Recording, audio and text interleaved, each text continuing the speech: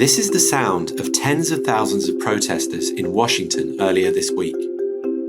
From all over America, people came together at the weekend in solidarity with Palestinians in Gaza, demanding US support for a ceasefire. Many global leaders are feeling the pressure, especially US President Joe Biden. With global calls for a ceasefire and criticism intensifying of Biden's handling of the conflict, the US is sounding a tougher tone with Israel on trying to reduce civilian casualties in the Gaza Strip.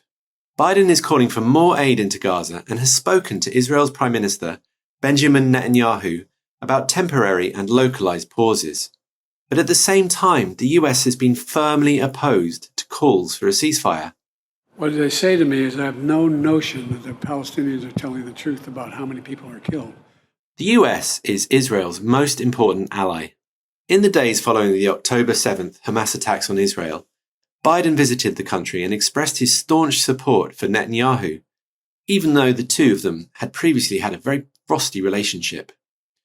US Secretary of State Antony Blinken has held several meetings with Netanyahu and with Arab leaders since the start of the conflict, and international sentiment so far is against an Israeli occupation of Gaza. In another development this week, the only Palestinian American in Congress, Rashida Tlaib, was given a formal reprimand by other politicians. This censure came after she repeatedly called for a ceasefire in Gaza and spoke out against Israel's attacks on the Palestinian territory. As we recorded this episode, the White House announced that Israel has agreed to pause military operations in northern Gaza for 4 hours a day from November the 9th to allow access for humanitarian aid and to allow for the eventual exit of hostages. So, what is the general consensus on how President Biden is handling this conflict? With the US presidential elections only a year away, does Biden have to get this right? This is Beyond the Headlines, and I'm Thomas Watkins, the Washington Bureau Chief for The National. In this episode, we examined the Gaza conflict from the US perspective. To help us explore this subject, we spoke to Josh Rubner, an adjunct professor at Georgetown University's Justice and Peace Studies program, and to Layla El-Haddad, who is an award-winning Palestinian author, social activist, policy analyst, and journalist. Thank you both very much for joining me on Beyond the Headlines. Today we're going to be delving into the Israel-Gaza war, the view from the US, and how the Biden administration has been handling the crisis. I'd like to start, if I may, by asking each of you to give me your perspectives on this and how you rate President Joe Biden's actions since October the 7th. Layla, if I could start with you, please. I honestly don't know where to begin. I apologize. I'm somewhat at a loss for words. Late last night, several members of my close family were killed. My aunt and 4 of my cousins. Can I just say, of course, how very sorry I am to hear about your personal news. This is terrible. Do you have any information about what happened? Were they given any warning? Do you know where they were when this terrible thing happened? We don't. People don't even have time or space or ability to grieve or mourn anymore or bury their dead. They're finding them in pieces. They were literally found in pieces. And no, they weren't. It was them and their neighbors, as I understand, were both killed in an Israeli strike. Both of the houses were bombed. But I think as a community of Palestinians, and I apologize, this is kind of taking us off point from your question, I was just reflecting on how we have these almost virtual morgues now, where we have these community groups of Palestinians from Gaza in the US, and every morning and we scroll through and we try to see who from the group has lost a loved one, and then we scroll through the names and we scroll through the local news WhatsApp ticker, and we try to identify if any members of our family. That's the only way we can find out.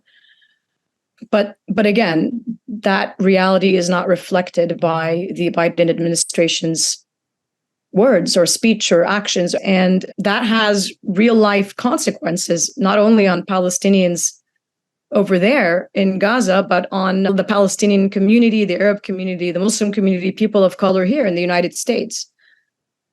And for him, it's one thing for the Israelis to say, and then for Biden to repeat these kinds of this rhetoric, this dehumanizing rhetoric, is playing right into their hands. And essentially, this dehumanization, this othering, then gives Israel this moral pretext to do as it wishes, because Palestinians are now the unhumans, right, to which the laws of war don't apply. Or another brilliant quote by Biden, we're just the cost of war, right? The more than 4,000 children that have been killed so far are just the cost of war. He also drew some, obviously, last week when he said that he took issue with some of the death tolls that were being provided by the Gaza Health Ministry. He sort of appeared to be downplaying the veracity of those reports. Right. I mentioned in the beginning how he was casting doubt even on that, right? We can't, as a people, even die in dignity. Even our deaths are being questioned. Yeah, Josh, if we could bring you into the conversation, how would you rate the Biden administration response so far? Well, Tom, I'm a historian by training, and I'm currently finishing my PhD dissertation on the Truman administration's policies toward the Palestinian Nakba from 1947 to 1949. So as a historian, I look back on the Truman administration to try to understand how it dealt with Israel's Nakba against the Palestinian community in 1948, and to compare and contrast this with the Biden administration. Look, the Truman administration placed an arms embargo on Palestine in late 1947. It forbade the export of any U.S. weapons to any party in the fighting, and actually took measures to arrest Zionist organizations that were attempting to export weapons to Palestine to fight Palestinians. The Truman administration never, ever gave Israel a green light to commit acts of ethnic cleansing, never, ever supported the forced displacement of Palestinians from their home, never supported any genocidal action that Israel took toward the Palestinians in 1947, 1948, 1949, and beyond. Let's not forget that it was the United States that actually wrote UN General Assembly Resolution 194, which demanded that Palestinian refugees have the right of return. This was sponsored by the United States. And President Truman himself said that he was disgusted by how Israel had displaced the Palestinian people and refused to allow them to return home. So despite all of the many, many moral and political failures of the Truman administration during the Nakba, we can point to all of these things as clear contrasts with the way that the Biden administration, I can't put this more frankly, has green-lighted Israel's genocidal actions toward Palestinians in the Gaza Strip. But it also supported the forcible displacement from their homes of more than 1 million Palestinians. When you look at the numbers of fatalities now in less than 1 month, we are already approaching the number of Palestinians killed by Israel in 1948. It's beyond the 0 point and clearly into the negative scale. Thank you, Josh. You use some very strong language there in terms of couching this as a genocide and ethnic cleansing. But I think it's important that we always remember what the preface was to the Israeli strike on Gaza. And a lot of these conversations that we're having, we must always make note that Hamas attacked Israel on October the 7th, and 1,400 Israelis did die that day. And we know that something like 220 are still missing. So that You've given some very interesting historical scope there, but would you not say that the events of October 7th were unprecedented and therefore require an unprecedented response? Well, I would agree with the first part of that question, Tom. It definitely was unprecedented in the scale of violence that was inflicted against Israeli civilians. And I agree with you wholeheartedly that any deliberate attack against civilians is not permissible under the laws of war and is a war crime. And people who committed those actions should be held accountable for those actions, because I believe that international law is not for people and actors to pick and choose from. Everyone should be held to the exact same standards. So you have no quibble from me about that. And the attacks were horrific and terrible. And I know people who were personally impacted by them, as well as many Palestinians who have been impacted by this horrific violence as well. But I would not agree with the contention that Israel's response should be unprecedented as well, because the commission of a war crime does not permit another actor to engage in similar war crimes or worse levels of war crimes. One war crime does not justify another, basically, is what I'm saying. So under the rules of law, Israel has an obligation that it cannot derogate from to abide by the laws of war. And that means no deliberate attacks against civilian targets. It means that any attacks need to be proportionate and not cause indiscriminate harm toward civilians when it's clearly expected. And I'll just point out just one example of the many atrocities and one of the many ways in which Israel is violating the laws of war with its attack a few days ago against the Palestinian refugee camp in Jabalia. This was an attack that allegedly targeted an alleged Hamas ringleader of October 7th, but it killed dozens of Palestinian civilians, a circumstance that the Israeli military knew that there would be these civilian fatalities. And Israel brushed it off. And let's, again, talk more about the complicity of the U.S. here, because weapons experts believe that the bombs that Israel dropped on Palestinian refugees in Jabalia were GBU bombs fitted with JDAMs, joint direct attack munitions, which make dumb bombs smart bombs. And these were all given to Israel by U.S. taxpayers as part of this huge package of weapons that Israel gets. This is what I mean when I talk about how the United States and the Biden administration in particular is complicit in Israel's atrocities. So to your point, I actually cover the Pentagon, and we've been hearing many comments from various officers and spokespeople this week. And they repeatedly have stressed that there's conversations going on between Secretary Lloyd Austin and his Israeli counterpart, urging them to take into account the laws of war as they plan and conduct their operations.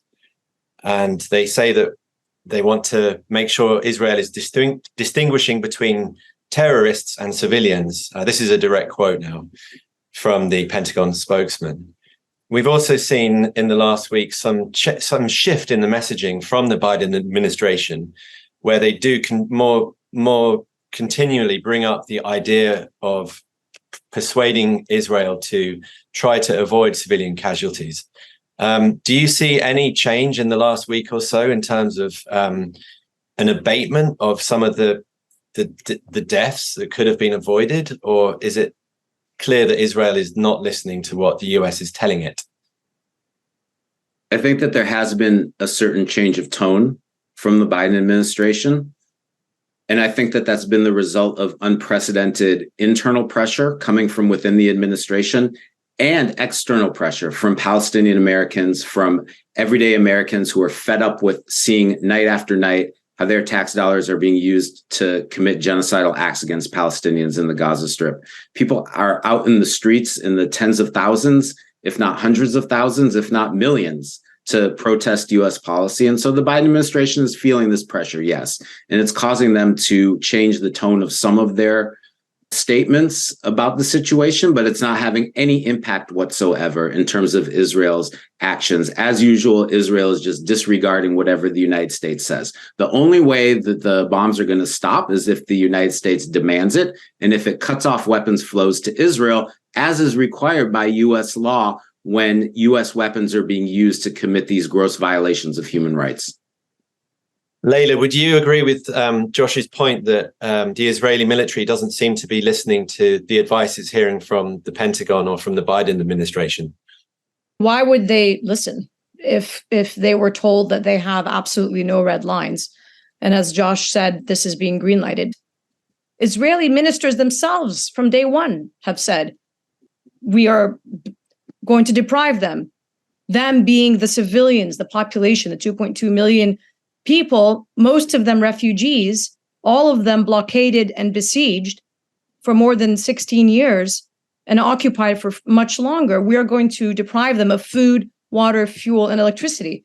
And the fact that the best our administration can do is talk about or boast about the hours they spend trying to get Israel to turn a pipeline on of water, which, by the way, never ended up happening. I just learned, not why they are allowing Israel to turn the water off in the first place is just mind-boggling to me. It's just, I know we're talking policy here and weapons and taxes, but I just, again, I'm left kind of shaking my head at the audacity of all of this. And the fact that we're still debating about the language that Biden is using. And yes, it has changed a bit because they've been forced to change, but it's had zero impact. And I don't suspect it'll have any impact. There needs to be real consequences. The words need to be met with action, as Josh said. Thank you. And to the earlier point about American munitions being used in Gaza, the Pentagon has repeatedly said in recent days and weeks that there are no monitoring processes in place, there are no limits, and there's no accountability. So on the one hand, they're saying we want Israel to operate within the law of war, and on the other, they have no idea how any of these U.S. taxpayer funded munitions are being expended. And so it's a topic that comes up a lot here. And I should add, they have no plan or idea how this is going to play out. And this is from meetings that I've had with different members of the Senate Foreign Relations Committee, with Blinken himself, all saying they have no idea what the plan is. And they keep urging the Israelis, it would be nice if you let us know what your end goal is here, because we're a little concerned about how this might play out. Really? There's no plan, no red lines, total green lighting, unlimited aid and weapons. So America and Israel are already becoming more isolated on the world stage. We've seen a rift with some Arab countries. Jordan and Bahrain notably have pulled their ambassadors to Israel. How do you see this, Layla, we'll stick with you to start with. How do you see this playing out over the coming weeks and months if there is no let up in terms of the Israeli military's strike rate on Gaza? I just keep thinking of apocalyptic scenarios, forgive me, but I can't think of any other way that this might play out, except that there is enough pressure, again, from non-power brokers, meaning the people, and potentially, but I don't really have, I'm not pinning any hopes on this, potentially from Hezbollah if things get really bad. So as we were recording this conversation today, we were hearing from the Pentagon today that there are now unarmed drone flights over Gaza, and these are ostensibly to provide assistance in locating the hostages. Do you see that this increased US involvement as a significant step, and do you see it perhaps portending a greater US presence on the ground? I do think it is a very significant development, and I do think here again we're in really unprecedented waters. The United States has never fought on Israel's behalf before. It is, to a large degree, a co-belligerent with Israel in its attacks against Palestinians in the Gaza Strip. And I'll tell you why I say that. It's not only the drones that are flying over the Gaza Strip. It's also the fact that the U.S. has moved 2 battleship groups into the Mediterranean. It's the fact that U.S. missiles have shot down incoming missiles from Yemen. It's the fact that on dozens of occasions, I believe, U.S. military facilities in Iraq and Syria have been attacked as a result of U.S. support for Israel's actions in the Gaza Strip. And so there are potentially catastrophic scenarios that could unfold where the U.S. is drawn into much more active role in fighting alongside Israel.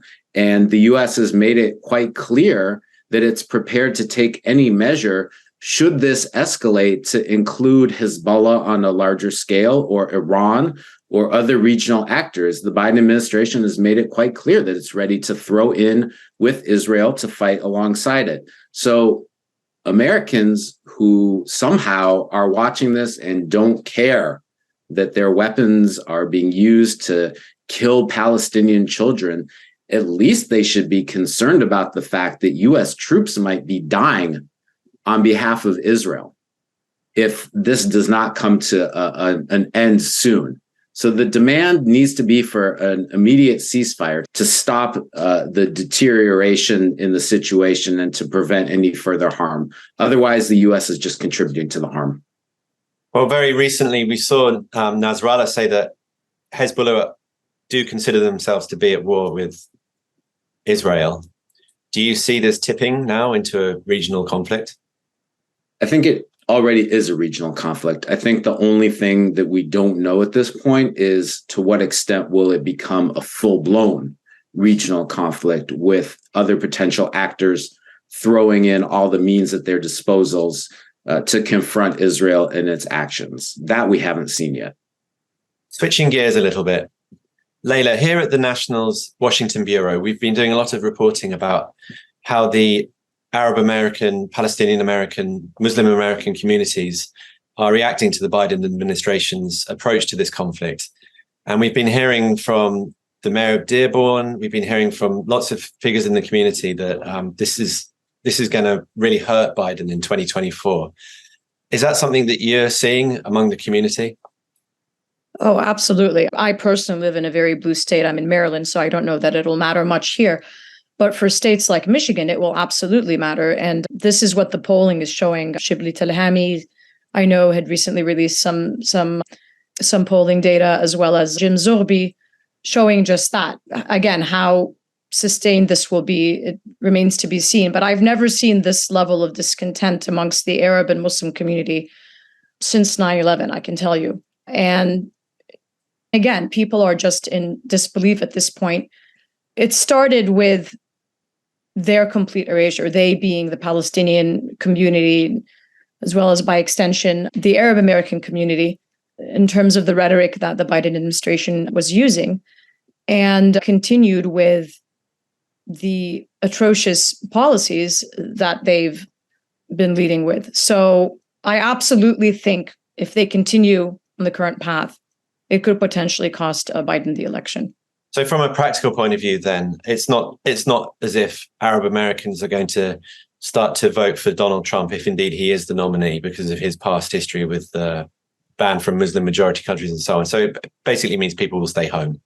That's exactly right. That's what I've been hearing and reading, is that they will just not vote at all. Okay. And I think, by the way, I think that they know this. I think that the Biden administration now understands this reality. They've been trying to call for various meetings with different members of the Arab and Palestinian and Muslim communities, trying to kind of backpedal a little bit, placate them, say some nice things. But again, the best they can muster is, we're going to talk about our humanitarian efforts and see how many more bottles of water we can get into Gaza. That's about it. And talk about any kind of hate you might be experiencing. But that's the extent of the conversation. As I keep saying, ceasefire has now become a dirty word, and there's no mention of that. Josh, last question, unless there's any other comments you'd like to add. There's been a lot of discussion over the last week or so about ceasefire versus humanitarian pauses. Humanitarian pauses are a little bit loosely defined. And in fact, we haven't been given an exact definition of what it means. What is this reluctance to call for a ceasefire from the Biden administration? The reluctance stems from the fact that the Biden administration supports Israel's plan to dismantle Hamas and to ensure that they are not in a position where they exercise any political leadership or any political authority in the Gaza Strip. So the differentiation between ceasefire is that it would understandably leave in place the existence of Hamas before Israel has had a chance to completely decimate it. Whereas the way the Biden administration construes this humanitarian pause is meaning a pause just enough to allow a little trickle of humanitarian aid into the Gaza Strip, but more importantly, enough time to allow for the release of Israeli hostages in the Gaza Strip, after which Israel can go back to bombarding the Gaza Strip to smithereens and continuing its genocidal actions. So this call by the Biden administration for a humanitarian pause is designed to undercut the dozens of members of Congress who have been demanding an immediate ceasefire, including Senator Dick Durbin, the number 2 Democrat in the Senate. Is it not better for the US to at least be working with the Israelis and trying to temper some of their response in Gaza than for there not to be any US input at all?